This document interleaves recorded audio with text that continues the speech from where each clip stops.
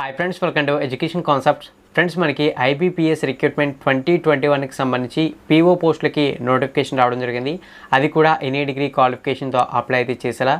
So అయితే ఈ వీడియోలో మీకు ఈ జాబ్ నోటిఫికేషన్ సంబంధించిన ఏవైతే education qualification details, eligibility details, ఇంకా నోటిఫికేషన్కి రిలేటెడ్గా ఉన్నటువంటి డీటెయిల్స్ ఉంటాయో అవన్నీ కూడా స్టెప్ బై స్టెప్ క్లియర్గా ఎక్స్ప్లెయిన్ అయితే చేస్తాను.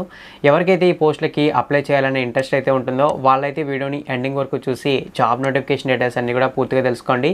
ఇన్ కేస్ మీకు ఏమైనా డౌట్స్ ఉంటే ఈ జాబ్ నోటిఫికేషన్ డీటెయిల్స్లో ఏమైనా డౌట్స్ ఉంటే కామెంట్ సెక్షన్లో కామెంట్ చేయండి. వీలైనంత వరకు మీ డౌట్స్ని క్లియర్ చేయడానికి ప్రయత్నిస్తాను.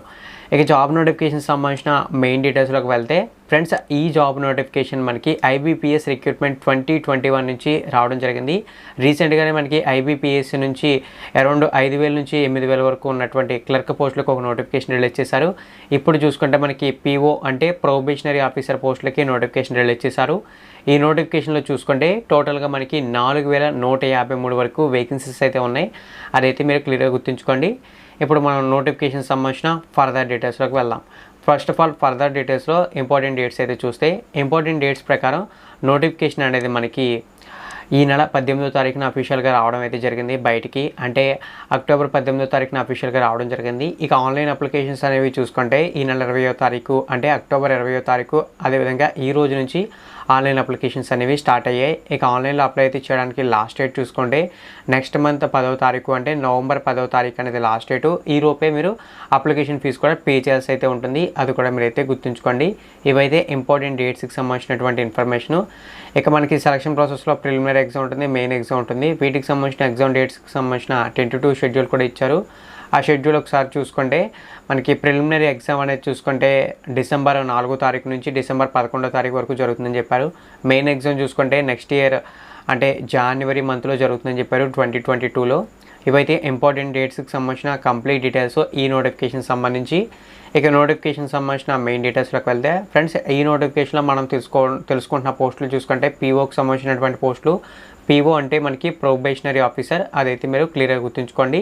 అయితే ఈ నోటిఫికేషన్ మనకి టోటల్గా అరౌండ్ ఒక 15 బ్యాంక్స్ వరకు రిలీజ్ అయితే చేశాయి. 15 బ్యాంక్స్ ఏవైతే ఉన్న వేకెన్సీస్ ఉన్నాయో ఆ వేకెన్సీస్ ద్వారా ఈ పీఓ పోస్టులను అయితే రిలీజ్ చేశారు.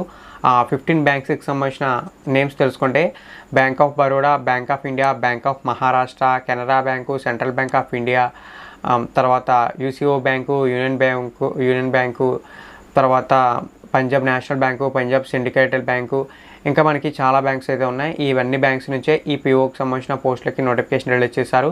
అదైతే మీరు క్లియర్గా గుర్తుంచుకోండి. ఇక నెక్స్ట్ ఈ పోస్టులకు సంబంధించి మనం తెలుసుకోవాల్సిన ఇంపార్టెంట్ డీటెయిల్స్ ఏమైనా ఉన్నాయంటే అవి చూసుకుంటే education qualifications, age limits, age relaxations, selection process, application fee, salaries ఎలా ఉంటాయి, ఎగ్జామ్ ఏ లాంగ్వేజ్లో జరుగుతుంది, ఎగ్జామ్ సెంటర్స్ ఏంటి, ఇవైతే మనం తెలుసుకోవాల్సిన రిమైనింగ్ ఇంపార్టెంట్ డీటెయిల్స్ ఈ నోటిఫికేషన్ సంబంధించి. ఇందులో ఫస్ట్ ఆఫ్ ఆల్ మనం ఎడ్యుకేషన్ క్వాలిఫికేషన్ సంబంధించిన డీటెయిల్స్ చూద్దాం. ఎడ్యుకేషన్ క్వాలిఫికేషన్ సంబంధించిన డీటెయిల్స్ చూసుకున్నట్లయితే ఫ్రెండ్స్, ఈ పోస్టులకి డిగ్రీ పాస్ అయినా ప్రతి ఒక్కరూ అప్లై చేసుకోవచ్చు. డిగ్రీలో మీరు ఏ బ్రాంచ్ అయినా పర్వాలేదు, అంటే బీఏ చేసిన బీఎస్సీ, బీకామ్ ఇలా ఏ బ్రాంచ్ అయినా పర్వాలేదు అప్లై చేయొచ్చు. అలాగే బీటెక్ వాళ్ళు కూడా అప్లై అయితే చేయొచ్చు, అది గుర్తుంచుకోండి. దానితో పాటు చాలామంది ఒక డౌట్ అడుగుతారు, ఫ్రెండ్స్ బ్రదర్ మేము డిగ్రీ కంప్లీట్ అయితే చేసాం, సో మేము అప్లై అయితే చేయొచ్చా, మాకు ఇంకా సర్టిఫికెట్స్ అయితే రాలేదు అని చెప్పి అడుగుతారు. సో ఫ్రెండ్స్, అటువంటి వాళ్ళు కూడా అప్లై అయితే చేయొచ్చు. మీకు సర్టిఫికెట్స్ రాకపోయినా మీరు డిగ్రీ అన్ని సబ్జెక్ట్స్ పాస్ అయినటువంటి మీ ఇన్ఫర్మేషన్ కనుక మీకైతే ఉంటే ఈ పోస్టులకు మీరు అప్లై అయితే చేసుకోవచ్చు. మీరు అన్ని సెమిస్టర్స్ పాస్ అయి ఉన్నటువంటి ఇన్ఫర్మేషన్ మీ దగ్గర అయితే ఉండాలి. అప్పుడు మీరు ఈ పోస్టులకు అప్లై చేసుకోవచ్చు. మీ దగ్గర సర్టిఫికెట్స్ అనేవి లేకపోయినా, సర్టిఫికెట్స్ అనేవి మనకి రిక్రూట్మెంట్ ప్రాసెస్ ఫైనల్ స్టేజ్లో ఉంటుందో అప్పుడు సబ్మిట్ చేస్తే సరిపోతుంది. అదైతే గుర్తుంచుకోండి. మళ్ళీ ఒకసారి చెప్తున్నాను చూడండి. ఇప్పుడు మనకి డిగ్రీలో ఏవైతే అన్ని ఎగ్జామ్స్ ఉంటాయో అన్ని ఎగ్జామ్స్ కంప్లీట్ అయిపోవాలి. ఆ అన్ని ఎగ్జామ్స్లో మీరు పాస్ అయినటువంటి ఇన్ఫర్మేషన్ మీ దగ్గరికి రావాలి. అవి వచ్చిన తర్వాత మీరు అప్లై చేసుకోవచ్చు, మీ దగ్గర సర్టిఫికేట్స్ అనేవి లేకపోయినా సరే. అదైతే గుర్తుంచుకోండి. ఇవైతే ఎడ్యుకేషన్ క్వాలిఫికేషన్ సంబంధించిన డీటెయిల్స్. ఇక నెక్స్ట్ మీకు ఏజ్ లిమిట్ సంబంధించిన వివరాలు చెప్తాను. ఏజ్ లిమిట్ వివరాల్లోకి వెళ్తే ఈ పోస్టులకు అప్లై చేయడానికి మినిమం 20 ఇయర్స్ ఉండాలి, అంటే కనీస వయసు 20 సంవత్సరాలు ఉండాలి. ఇక మ్యాక్సిమం చూసుకుంటే 30 ఇయర్స్ దాటి ఉండకూడదు, అంటే గరిష్టంగా 30 సంవత్సరాలు దాటిన వాళ్ళు ఈ పోస్టులకి అప్లై చేసుకోవడానికి ఎలిజిబిలిటీ అయితే లేదు, అది గుర్తుంచుకోండి. మనకి వయో పరిమితి సడలింపులు ఇచ్చారు, ఏజ్ రిలాక్సేషన్స్ కూడా ఇవ్వడం జరిగాయి. అవి చూసుకున్నట్లయితే మనకి ఎస్సీ ఎస్టీ కేటగిరీ అభ్యర్థులకి 5 సంవత్సరాలు, ఓబీసీ కేటగిరీ అభ్యర్థులకి 3 సంవత్సరాలు, పర్సన్ విత్ డిజేబిలిటీ కేటగిరీ అభ్యర్థులకి 10 సంవత్సరాలు. ఇవైతే వయో సడలింపులు లేదా ఏజ్ రిలాక్సేషన్స్, అదైతే గుర్తుంచుకోండి. ఇక నెక్స్ట్ చూసుకున్నట్లయితే ఈ పోస్టులకు సంబంధించి మనకి application fee, salary. First of all application fee చూసుకుంటే అప్లికేషన్ ఫీజు అనేది 850 రూపీస్, అంటే 850 రూపాయలు. ఈ 850 రూపాయల అప్లికేషన్ ఫీజుని అన్రిజర్వ్డ్ కేటగిరీ, ఓబీసీ కేటగిరీ, అలాగే economically weaker section category candidates అయితే పే చేయాలి. ఇక రిమైనింగ్ వాళ్ళు 175 రూపీస్ పే చేయాలి. ఆ రిమైనింగ్ క్యాండిడేట్స్ ఎవరంటే SC category, ST category, person with disability category. వీళ్ళు 175 రూపీస్ అప్లికేషన్ ఫీజు పే చేసి ఆన్లైన్లో అప్లై అయితే చేసుకోవచ్చు. అదైతే గుర్తుంచుకోండి. ఇవైతే అప్లికేషన్ ఫీజుకి సంబంధించిన డీటెయిల్స్. ఇక శాలరీ విషయంలోకి వెళ్తే శాలరీ అనేది మనకి అరౌండ్ 30,000 to 40,000 బిట్వీన్ వేరీ అవుతూ ఉంటుంది స్టార్టింగ్లో. అదైతే గుర్తుంచుకోండి. ఇవి ప్రొబేషనరీ పోస్టులు కాబట్టి మీకు 35,000 వరకు శాలరీ వచ్చే అవకాశాలు ఉన్నాయి జాబ్లో జాయిన్ అయిన వెంటనే. అది మీరు క్లియర్గా గుర్తుంచుకోండి. ఇదైతే శాలరీకి సంబంధించినటువంటి ఇన్ఫర్మేషన్. ఇక నెక్స్ట్ మీకు నేను తెలియజేసిన ఇన్ఫర్మేషన్ ఏంటంటే selection process. Friends, selection process మనకి టోటల్గా 3 స్టేజెస్లో అయితే ఉంటుంది. ఫస్ట్ ఆఫ్ ఆల్ మనకి ఒక ప్రిలిమినరీ ఎగ్జామ్ ఉంటుంది, తర్వాత మెయిన్ ఎగ్జామ్ ఉంటుంది, తర్వాత ఇంటర్వ్యూ ఉంటుంది. ఇంటర్వ్యూకి సంబంధించిన డీటెయిల్స్ ఏమీ కూడా ఇక్కడ మనకి మెన్షన్ చేయలేదు. బట్ పీఓ కేటగిరీ పోస్టులు అన్నట్లు కూడా ఇంటర్వ్యూ అయితే ఉంటుంది. అదైతే గుర్తుంచుకోండి. ఇప్పుడు మనం ప్రిలిమినరీ ఎగ్జామ్కి సంబంధించిన డీటెయిల్స్ చూద్దాం. ఫ్రెండ్స్, ప్రిలిమినరీ ఎగ్జామ్ చూసుకుంటే మనకి 100 మార్క్స్కి అయితే జరుగుతుంది. అలాగే మనకి 60 minutes టైం ఇస్తారు, అంటే 1 hour టైం అయితే ఇస్తారు. అది గుర్తుంచుకోండి. ఇక ఈ ప్రిలిమినరీ ఎగ్జామ్ చూసుకున్నట్లయితే మనకి డిసెంబర్ 4వ తారీఖు నుంచి డిసెంబర్ 11వ తారీఖు వరకు జరుగుతుందని చెప్పి నోటిఫికేషన్లో ఇచ్చిన ఇంపార్టెంట్ డేట్స్లో మెన్షన్ అయితే ఇచ్చేసారు. అది గుర్తుంచుకోండి. ఇక మనం ప్రిలిమినరీ ఎగ్జామ్లో ఉండేటటువంటి టాపిక్స్ చూద్దాం. ఇందులో ఫస్ట్ ఆఫ్ ఆల్ చూసుకున్నట్లయితే మనకి ఇంగ్లీష్ లాంగ్వేజ్, దీనికి సంబంధించి 30 క్వశ్చన్స్, 30 మార్క్స్, అలాగే 20 minutes టైం ఇస్తారు. ఇక నెక్స్ట్ చూసుకుంటే రీజనింగ్ ఎబిలిటీ, దీనికి సంబంధించి 35 క్వశ్చన్స్, 35 మార్క్స్, అలాగే 20 minutes టైం ఇస్తారు. ఫైనల్గా మనకి క్వాంటిటీ యాప్ట్యూడ్, దీనికి సంబంధించి కూడా 35 క్వశ్చన్స్, 35 మార్క్స్, అలాగే 20 minutes టైం. టోటల్గా మనకి 100 క్వశ్చన్స్ ఉన్నాయి, 100 మార్క్స్ ఉంటాయి, అలాగే 1 hour టైం అయితే ఇస్తారు. అంటే ఒక్కొక్క క్వశ్చన్కి ఒక్కొక్క మార్క్ అయితే ఉంటుంది, గుర్తుంచుకోండి. దానితో పాటు మనకి నెగిటివ్ మార్కింగ్ కూడా ఉందని చెప్పారు. ఈచ్ రాంగ్ ఆన్సర్కి 0.25 లేదా 1/4 నెగిటివ్ మార్కింగ్ అయితే అప్లికేబుల్ అవుతుందని చెప్పి మెన్షన్ చేశారు. అది మీరు క్లియర్గా గుర్తుంచుకోండి. ఇక నెక్స్ట్ చూసుకున్నట్లయితే మనకి మెయిన్ ఎగ్జామ్.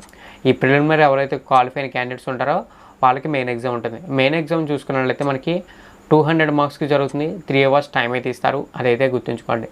ఇందులో ఫస్ట్ ఆఫ్ ఆల్ చూసుకుంటే మనకి రీజనింగ్ అండ్ కంప్యూటర్ యాప్టిట్యూడ్, దీనికి సంబంధించి మనకి 45 క్వశ్చన్స్ ఉంటాయి, 60 మార్క్స్ అయితే ఉంటాయి, అలాగే మనకి 60 minutes టైం ఇస్తారు ఈ టాపిక్ సంబంధించి. ఇక్కడ నెక్స్ట్ చూసుకున్నట్లయితే మనకి ఇంగ్లీష్ లాంగ్వేజ్, దీనికి సంబంధించి మనకి 35 క్వశ్చన్స్ ఉంటాయి, 40 మార్క్స్ వరకు ఇస్తారు, అలాగే మనకి 35 minutes వరకు టైం అయితే ఇవ్వడం జరుగుతుంది. ఇక నెక్స్ట్ మనకి జనరల్, ఎకనామీ, బ్యాంకింగ్ అవేర్నెస్, దీనికి సంబంధించి 40 క్వశ్చన్స్, 40 మార్క్స్ ఉంటాయి, అలాగే 40 minutes వరకు టైం అయితే ఇస్తారు. ఇక ఫైనల్గా చూసుకుంటే మనకి data plus interpretation, data analysis interpretation, దీనికి సంబంధించి 45 క్వశ్చన్స్, అలాగే మనకి 60 మార్క్స్, అలాగే 45 minutes టైం అయితే ఇస్తారు.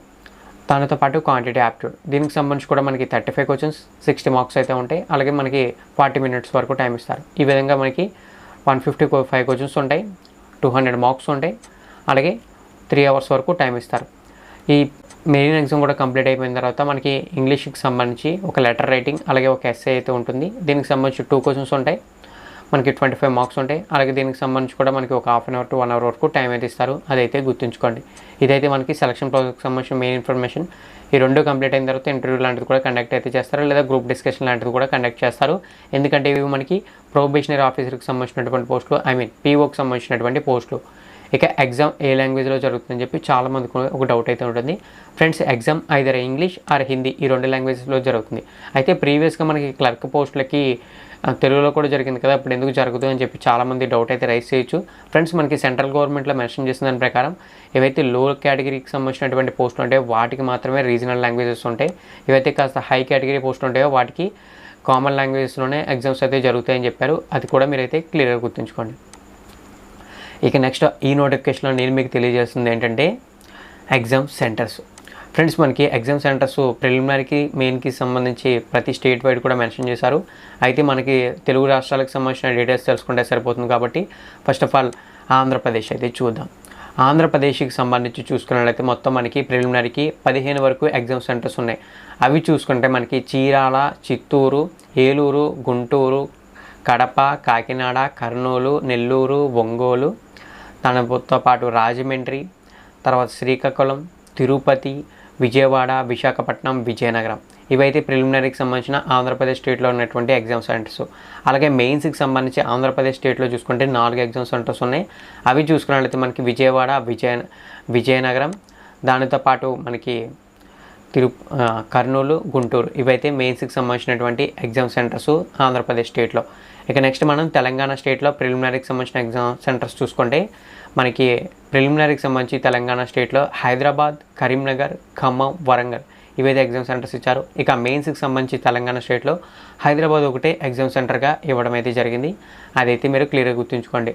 ఫ్రెండ్స్, నోటిఫికేషన్ సంబంధించిన complete details top to bottom మీకు నేను క్లియర్గా ఎక్స్ప్లెయిన్ అయితే చేశాను అనుకుంటున్నాను. ఇన్ కేస్ మీకు ఏమైనా డౌట్స్ ఉంటాయి ఈ నోటిఫికేషన్ డీటెయిల్స్లో కామెంట్ సెక్షన్లో కామెంట్ చేయండి. వీలైనంత వరకు మీ డౌట్స్ని క్లియర్ చేయడానికి ప్రయత్నిస్తాను. అలాగే నా ఎక్స్ప్లెనేషన్ నచ్చినట్లయితే లైక్ చేసి ఈ జాబ్ నోటిఫికేషన్ ఇన్ఫర్మేషన్ మీ ఫ్రెండ్స్కి, ఫ్యామిలీ మెంబర్స్కి షేర్ చేయండి. ఈ వీడియోని ఎక్కువ మందికి షేర్ చేస్తే ఎక్కువ మంది జాబ్ నోటిఫికేషన్ డీటెయిల్స్ తెలుసుకుని ఇంట్రెస్ట్ ఉన్న ప్రతి ఒక్కరు కూడా అప్లై అయితే చేస్తారు. అదైతే గుర్తుంచుకోండి. రీసెంట్గా మనకి స్టేట్ గవర్నమెంట్స్ నుంచి జాబ్ నోటిఫికేషన్స్ ఏవి రావట్లేదు. ఇటువంటి నోటిఫికేషన్ డీటెయిల్స్ తెలుసుకుంటేనైనా సరే ఎక్కువ మందికి యూస్ అవుతుందని చెప్పి షేర్ అయితే చేయమంటున్నాను. దాన్ని గుర్తుంచుకొని తప్పనిసరిగా షేర్ అయితే చేయండి. మన ఛానల్ ఇప్పటి వరకు సబ్స్క్రైబ్ చేయని వాళ్ళు సబ్స్క్రైబ్ చేయండి. ఆల్రెడీ సబ్స్క్రైబ్ చేయని వాళ్ళు ఇన్ఫర్మేషన్ని షేర్ చేయడానికి ప్రయత్నించండి. థ్యాంక్ యూ ఫ్రెండ్స్, వీడియోని ఎండింగ్ వరకు వాచ్ చేసి సపోర్ట్ చేసినందుకు.